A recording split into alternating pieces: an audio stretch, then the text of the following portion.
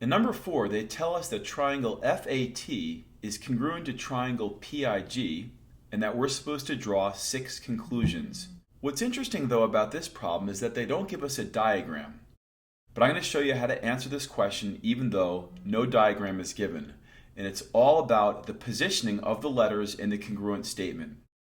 You'll notice if we look at triangle FAT, F is in the first position, A is in the middle position, and T is it's at the end, it's in the third position.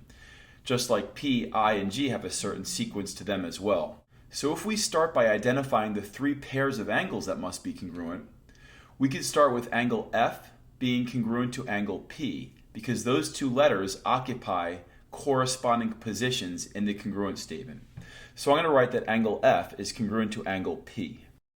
Okay, now let's look to the middle position of each triangle. That would be letters A and letter I, letters A and I.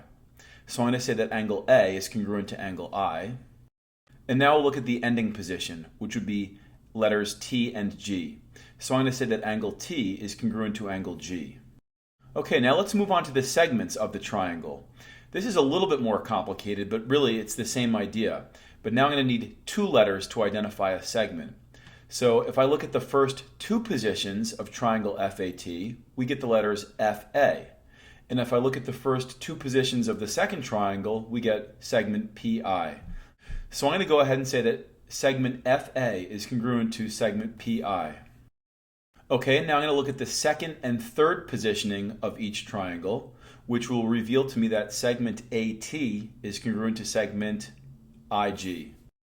And finally, if we look at the first and third position of each triangle, we're going to get that segment FT, first and third, segment FT is congruent to segment PG. When we look at the diagram in number 5, they're giving us 2 triangles and there's a bunch of things marked off with tick marks. They give us 3 sets of congruent angles and they give us 3 sets of congruent sides. So therefore, these 2 triangles must be congruent. When we want to identify a set of congruent triangles, we have to be careful in how we label or name those triangles. So they're naming this triangle, the first triangle, triangle MNQ. And if they're naming the first triangle MNQ, there's a very specific way that we have to name the other triangle. So let's take a moment and look at triangle MNQ. They're starting us down at the right angle, and now they're going up to the angle with the single tick mark, and then they're coming down to the angle with the double tick mark. So that's MNQ. Right angle, single tick, double tick. I've got to use that same labeling scheme for the other triangle. So if I come over here, the right angle is at S, and then I go up to the single tick, and then I come down to the double tick. So triangle MNQ would be congruent to triangle SRP. The next part of the question is to identify the congruent triangles in 5 other ways. So I'm essentially going to scramble these letters as many ways possible. So the first statement starts with triangle MNQ. Well, now I'm going to say triangle MQN. So essentially, the first letter M stays the same as it was in the first problem, but the second 2 letters have switched, which means that the second triangle will be identified as triangle SPR. Okay, so I've named the first triangle in all possible ways beginning with the letter M. Now I'm going to switch to the letter N, and I'm going to say triangle NMQ.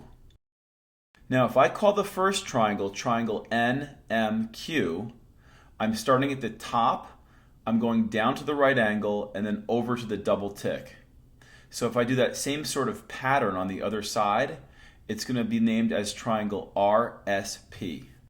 Okay, now I'm going to name the triangle again, this time starting with N, but switching the last 2 letters. So it's going to say triangle NQM.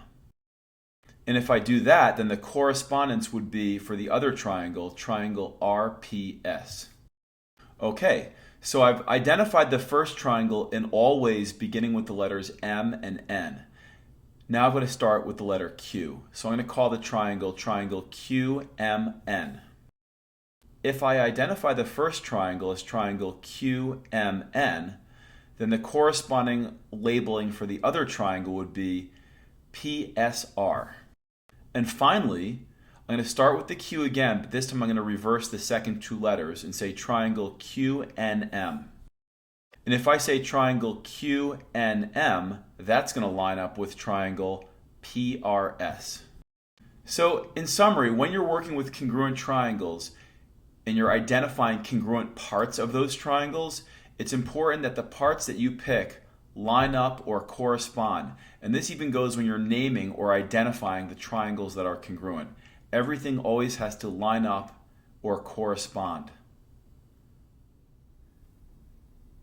In number 6, we're given that triangle ABC is congruent to triangle ADC, and we're supposed to draw 6 conclusions.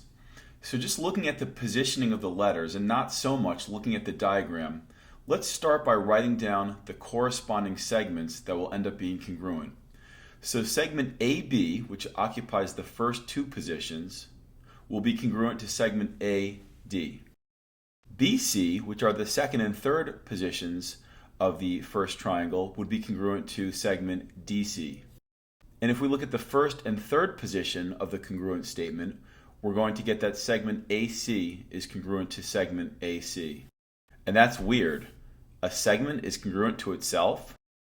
Wait, what? A segment is congruent to itself? Well, it's so obvious that it's actually a little bit confusing sometimes. Anything is congruent to itself.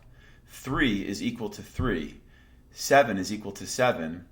Angle B is congruent to angle B. And segment AC is congruent to segment AC. And if we look right below in the red box, we are told of a postulate. And that postulate says any segment or angle is congruent to itself. And this demonstrates the reflexive property. Any segment or angle is congruent to itself. Now let's go on to the angles. And this time I'm going to actually look at the picture. So we start with angle B. Angle B is going to be congruent to angle D. That's where things are going to line up or correspond if I were to fold along segment AC. Angle 1 will be congruent to angle 2, and angle 3 will be congruent to angle 4. I'm going to take a moment and mark these items in my diagram with tick marks. And that last marking I made, AC is congruent to AC, that triple tick mark applies to both the AC when you're looking at the triangle on the left and AC when you're looking at the triangle on the right. So that was an illustration of the reflexive property. Let's do the same sort of thing again in question number 7, where we're told that triangle AEC is congruent to triangle AEB. Now what's confusing about this diagram is that the triangles are overlapping. So the initial diagram it's a little bit confusing because, like I said, these 2 triangles are overlapping, and what I've done is I've redrawn the 2 triangles that I'd like you to focus on separately down below.